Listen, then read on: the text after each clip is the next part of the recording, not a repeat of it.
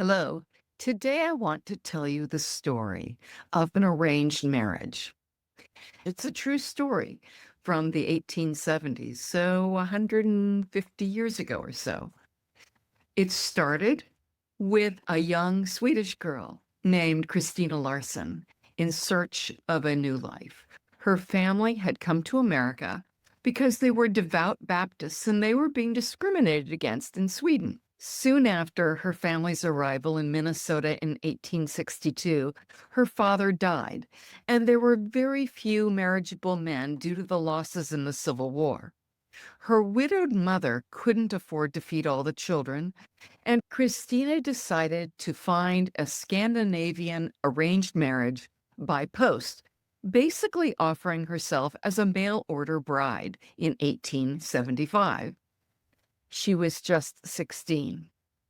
She got a letter from a nice sounding man in California, and she left her Minnesota home and journeyed more than 2,000 miles to meet him so that she could find a husband. Little did she know that the man behind the endearing letters and the man who paid for her trip to California was none other than Coffee Jack Konar. He was not merely a rough character on California's waterfront. He was, by every account, a type of organized crime boss. Born in Norway around 1849, he carved out a niche for himself in the criminal underbelly of Eureka, California, which is a booming port town for the lumber industry back then. Remember, we just had the gold rush in the 1850s, and so the booming and the building of California had just begun. There was nothing glamorous about Coffee Jack's world. He ran squalid saloons and questionable, sketchy sailors' homes that were really dens of vice, where both sobriety and safety were on short supply, and prostitution brought in new clients at high profits. Coffee Jack preyed on desperate and unwary sailors and businessmen, drugging and kidnapping them and selling their labor to ship's captains that were short on crew. According to the book Shanghaiing Days, Konar was a greedy leech with a bloated face who tried to pass himself off as a great friend of sailors by offering them chewing tobacco and whiskey. He was called a vicious and vulgar parasite. Sailors' newspapers warned sailors and travelers, do not speak nor shake hands. Do not associate nor deal with Coffee Jack. So it's no surprise to anyone, at least anyone who knew Coffee Jack, that Christina's marriage to him would soon become horrible. She'd been deceived, just like the sailors in the saloons had. He had offered her a good, honorable, and respectable Scandinavian life, but it was all lies. He was cruel to her, and despite being very wealthy, failed to financially care for her. For a couple of years, she tried prayer and reasoning with him, holding him to the promises he had made in his letter to her. But finally, she decided she couldn't take anymore. She tried to escape from her greedy leech of a husband. And by the way, she wasn't the one calling him the greedy leech.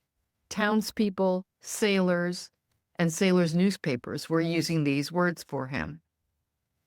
So she did what few women of her era dared. She filed for divorce before unilateral, no-fault divorce laws were passed in California.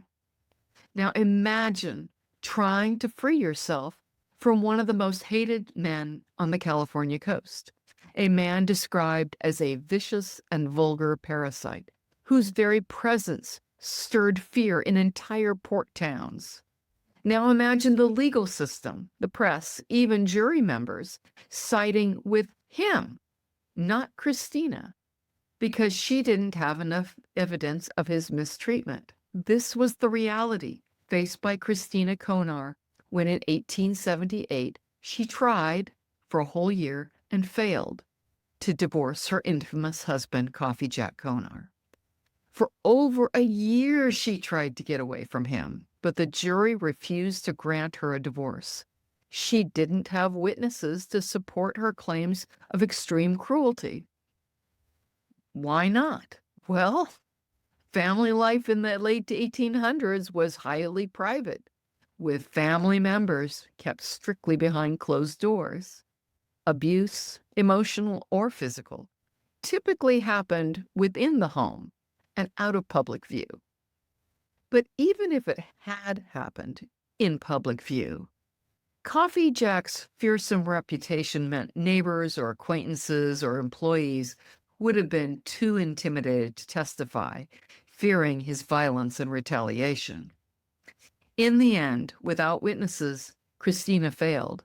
And back then, divorces were kind of like criminal cases and held up to high standards of evidence, just like they were in 1969 prior to no-fault divorce passing by the legislature in California and then sweeping the rest of the states in the U.S.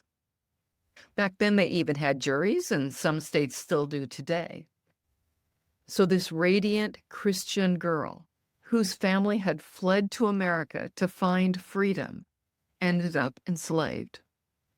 This is life before unilateral, no-fault divorce. It was either stay or run away, and she and the children had nowhere to go. The judge and jury could simply say no, and there was nothing Christina could do. She was forced to go back and live in the same house, under the same roof as Coffee Jack Konar. A few years later, the townspeople rose up, tired of Jack's lawlessness and no doubt paying off the local police. They threw him out of Eureka, California. They divorced Coffee Jack. But somehow the irony was lost on them and on the court system. Now, although Coffee Jack died 10 years later, his daughters ended up deeply traumatized and married young to escape the family and obviously ended up in difficult situations themselves. And her youngest child became a violent criminal, already a juvenile delinquent by age 10, and was not surprisingly sent to an institution for 4 years and then incarcerated again for violence in his late teens. He was finally murdered in a saloon at age 22. This is life before unilateral, no-fault divorce. Be careful what you ask for.